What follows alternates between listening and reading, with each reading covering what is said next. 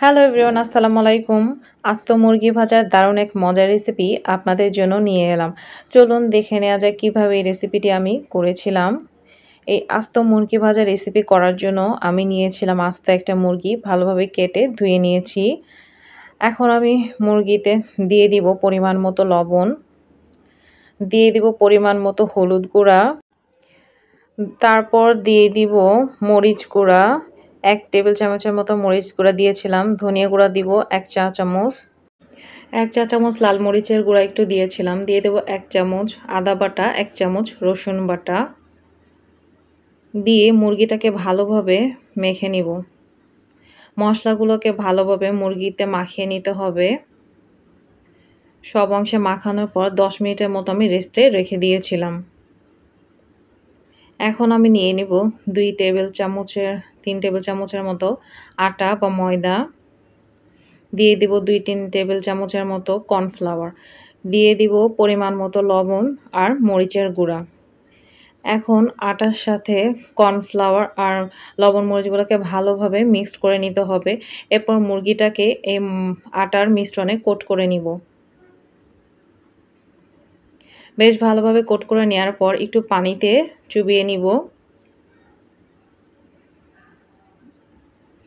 পানিতে ভালোভাবে চুবিয়ে নেওয়ার পর আবার আটার মিশ্রণে একটু কোট করে নিব। ভালোভাবে আটাগুলো মুরগিতে লাগিয়ে নিতে হবে। বেশ ভালো করে সময় নিয়ে আটার মিশ্রণটাকে লাগিয়ে নিতে হবে।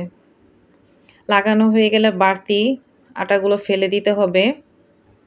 এখন আমি কড়াইতে তেল গরম দিয়ে দিয়েছি। তেল গরম হয়ে গেলে এখন আমি মুরগিটা দিয়ে দিব। প্রথমে বেশ জোরে জাল দিয়ে মুরগিটাকে ভেজে নিতে হবে।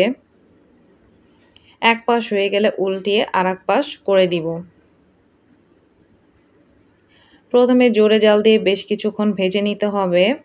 এরপরে অল্প আঁচে রেখে মুরগিটাকে ভেজে নিতে হবে, তাহলে বেশ মুচমুচে হবে। মুরগিটা লাল লাল হয়ে আসছে।